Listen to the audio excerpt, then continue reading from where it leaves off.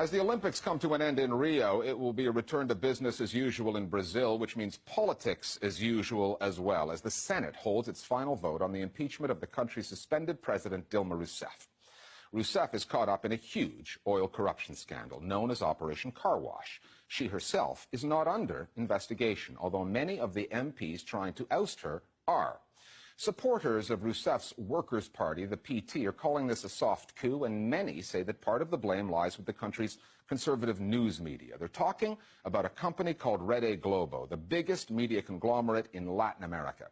Owned by the richest family in Brazil, the Marinhos, Globo TV gets ratings that other broadcasters would kill for. Every night, about 50 million Brazilians tune into Globo's flagship newscast, Jornal Nacional. And Globo didn't just cover the protests over Operation Car Wash. In some instances, it called on viewers to join them. Historically, Globo has not been shy with its opinions. Back in 1964, it supported a military coup, and the network has since apologized for the cozy relationship it had with the junta over the following 2 decades. 13 years ago, when the PT took power, it chose not to reform the media and clearly thought that it could tame Globo in other ways. On that, the PT has been proven wrong. The Listening Post's Paulo Ganino now from Rio de Janeiro on the Brazilian media behemoth known as Rede Globo.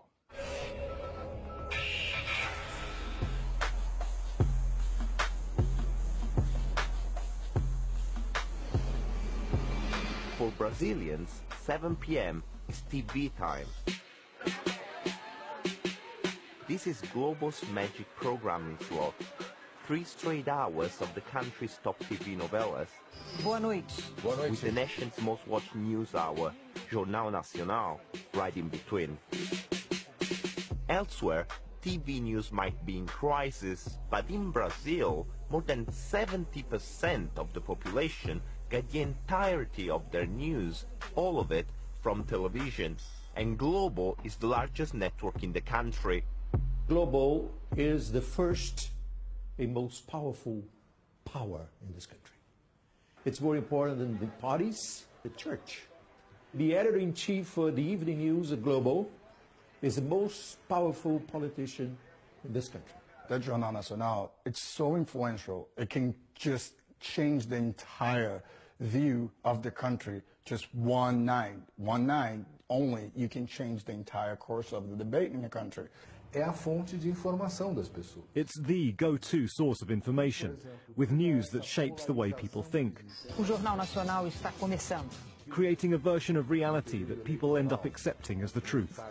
It's the production of a hegemony of thought, of an interpretation of the facts which presents itself as the truth. Acaba aceitando que aquilo é verdade.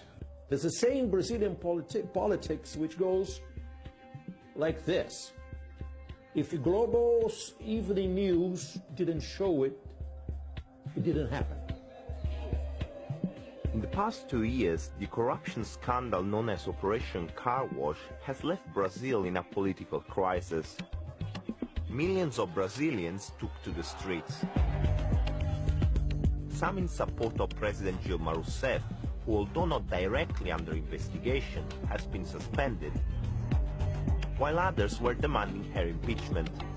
Globo seemed to take sides. Globo was not just covering the protest. Muitos estão chegando ainda. They would go there, they would say, you can still come. Everybody's gathering around here now. Muita gente chegando pelas estações de metrô.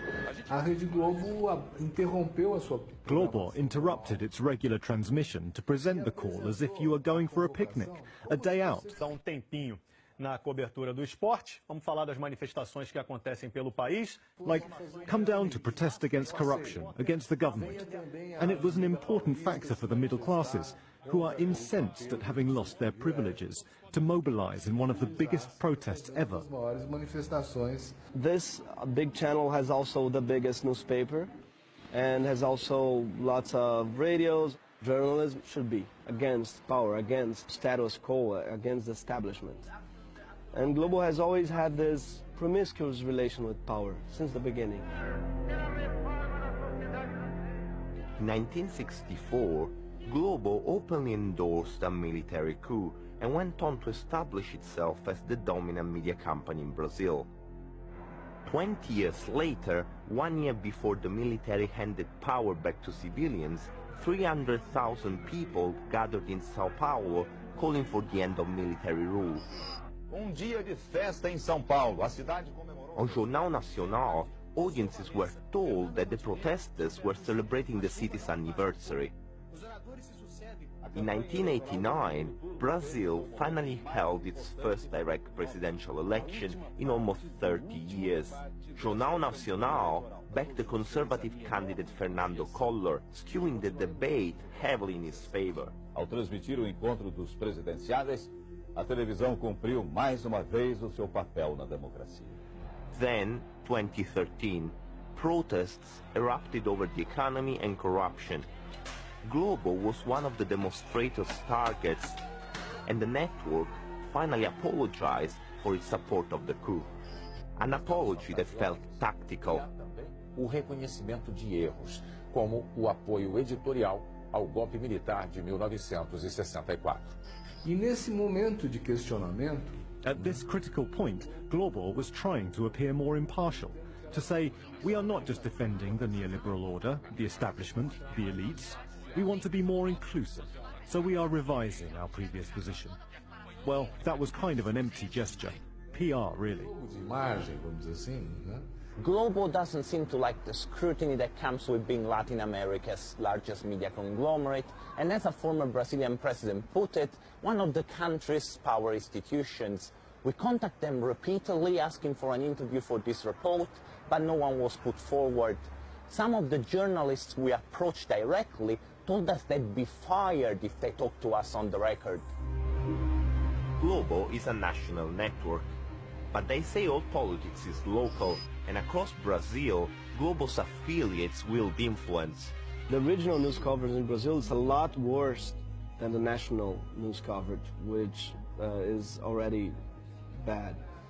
The thing is, the affiliates from Globo were always owned by politicians. 1/3 of the Brazilian Congress holds shares in the TV stations or radio stations in their regions which transmit their propaganda. They are regional oligarchs who control information because they own the affiliates of Rede Globo, the local newspapers, the local radio stations. You will not hear a word of criticism against the local governors because the radio stations belong to them. As rádios são propriedade deles. In Brazil, lots of things that are obvious in the world are not here, like separation between church and state. We didn't have that. We didn't have also separation between press and government. In 2002, Lula da Silva, leader of the Workers' Party PT, won Brazil's presidential elections, marking a leftward turning government. But, unlike other leftist leaders around Latin America, who focused on dismantling mega-conglomerates, including those in the media, neither Lula nor his successor Dilma Rousseff took on Globo and its dominance. The biggest advertiser in Brazil is the government. When Lula got elected in 2002, he could put all the advertising money in a good national TV, public, just like France or England. He didn't. He thought Globo would work for PT, just as Globo worked for previous governments. But Globo didn't. They were and are afraid of Globo. They didn't challenge Globo. And that is Lula and Dilma's biggest mistake. They saw it coming, but they couldn't react. They built their own demise. Those leftist leaders may have felt that Globo was too big to reform, or that they could use the office of the president to bring the network under control. Now Brazil has an interim government, a conservative one. If the Senate votes to impeach Rousseff, that government might be in power until 2018. Its story will be told, probably without apology this time, on Jornal Nacional. And Brazilians, in their tens of millions, will be watching. Why part of Turkey's armed forces